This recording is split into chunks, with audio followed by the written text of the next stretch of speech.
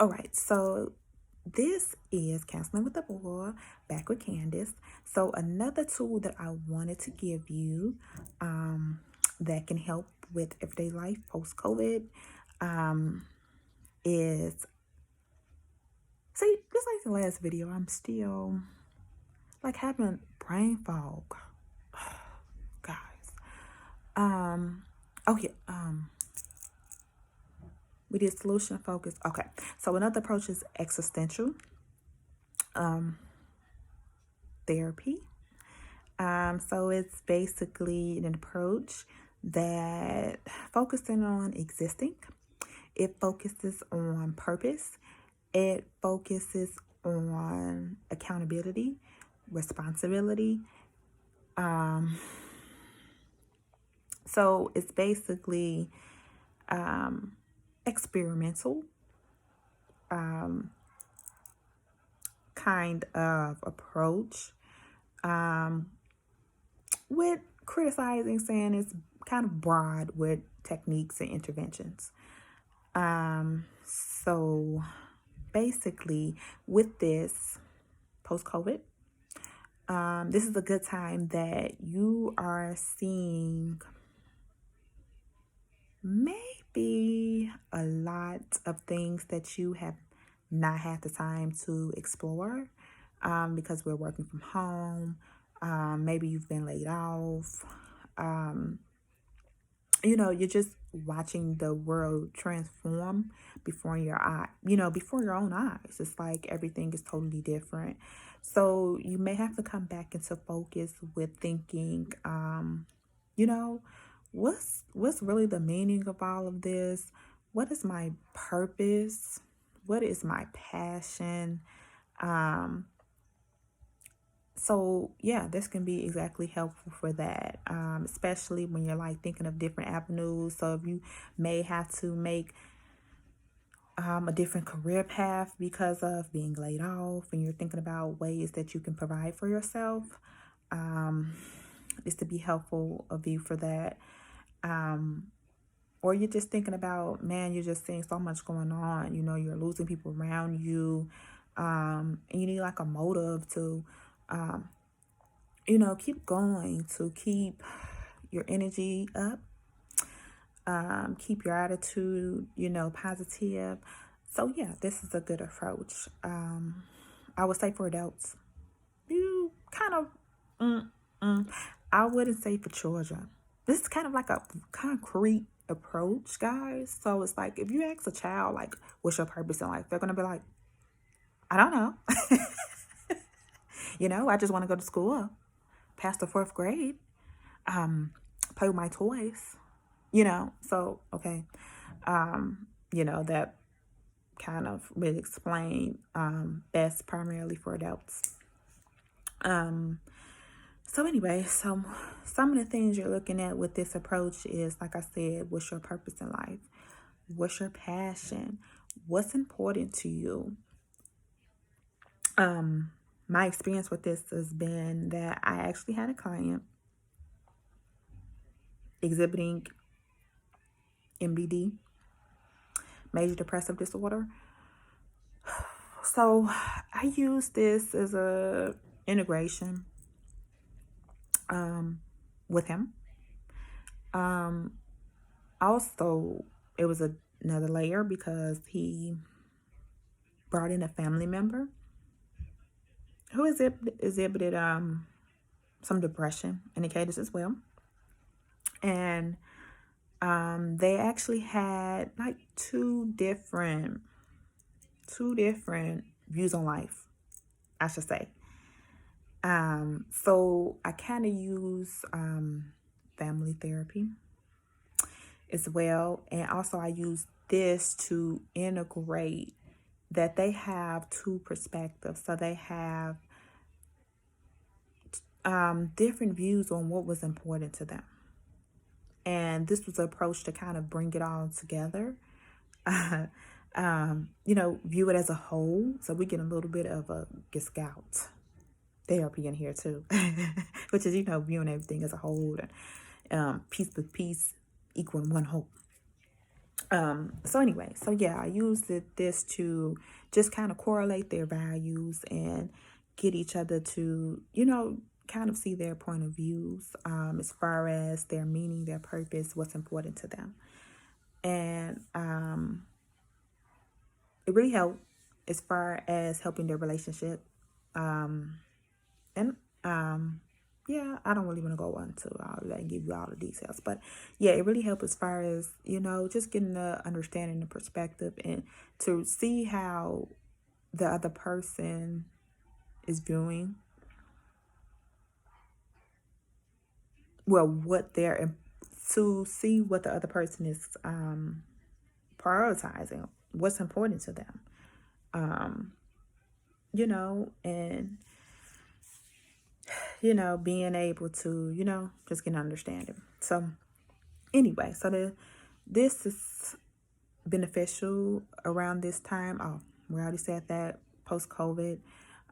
It's also, like I said, it helps you to kind of, put in perspective of what's important to you. So if you have like a change in your life where you're just trying to get new motivation, or you just want to make a change or something, and you find out your new passion, this is good.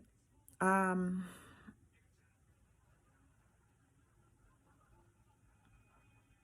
really being really choosy. Like, I really choose like what I would like to share about different approaches and stuff. Because I tend to stay away from controversial type of topics. So anyway, so in this concept, there is a piece called Key Concept for this approach, and it's the choice theory. So the choice theory is basically saying that you have free will.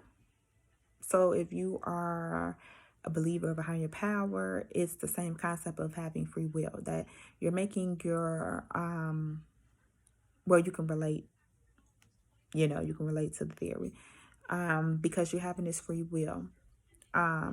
Basically, you're making these choices with your free will, and that affects you, that affects you. So you have a choice in life. You can make choices. You can make good ones. You can make bad ones. You can make educated ones. And it's going to affect you. So this is where everything, as far as taking accountability for your choices, taking responsibility for your choices. So this approach is also good for different treatments, as far as maybe substance abuse, things of that nature, where you're looking at accountability, responsibility, and just getting the person to see their role in situations. Yeah, so you have this key concept of choice theory. So basically, you are in control of your own destiny, in so many words, and that's pretty much true, especially in a time where you're kind of feeling limited. Resources are limited, money is limited. You're in the house, you're limited.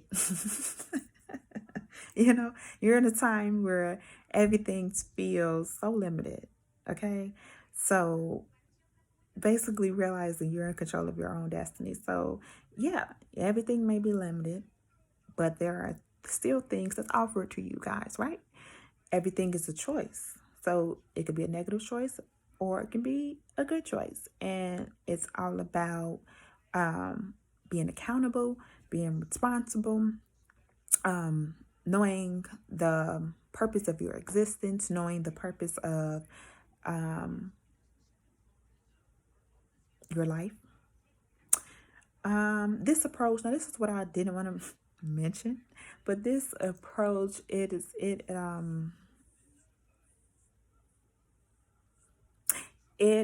a way to address death. Like I said, it's giving meaning, it's getting purpose. It's a way to address death. A lot of theories will not even approach the subject. So it's like me, like, oh, I'm staying away from controversial. But this is another approach that actually has a focus on death. And it's not in the negative aspect, but it's looking more in the positive aspect of knowing that it's inevitable and that you're aging and it's approaching. So, yeah, it is looking at like just the meaning and purpose and things of that nature. And that's all I'm gonna say. I'm gonna leave that there. Leave that there. So yeah. So this is like a really big theory. I'm actually wait.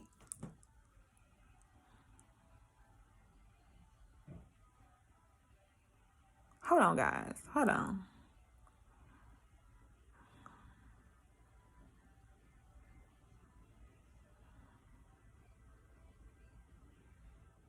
Hi YouTube. So we're back. Yes, I had to pause that video, but now we're back. So yeah, I just wanted to make sure I was correct. So basically, choice theory is from reality therapy approach. So it's basically focused on choices as well, just like we were talking about this existential approach, where it's looking at choices too. So basically, with the existential approach, is looking at choices that you've made, taking responsibility for, um, accountability, and things of that nature. So yeah, you're just being self-aware, you're being present in the moment, you're being present in the decisions that you're making. So that is the sum of this. Basically, you can apply this situation to basically, these times as far as finding your meaning, your purpose, your passion, figuring out what's important to you as you have this time now to do the inner work. And also, just being in this time where everything is transforming, feeling limited due to what's going on with COVID and things. So yeah, just a great approach, another tool for you to have under your belt. Yeah, so I just want to come back and clarify that. I'm going to leave it here. Please like, share, and subscribe. If you have questions, feel free. If you have requests, feel free to comment. Keep the comments broad and also keep it appropriate and respectful, guys. I'll see you around Thanksgiving time. Hopefully I have good news. um, I'm going to have good news, guys, as far as my exam. And yeah, I'll see you around that time. Thanks for being on the journey of love, growth, and healing. And I'll see you next video with Counseling Minus the Boa.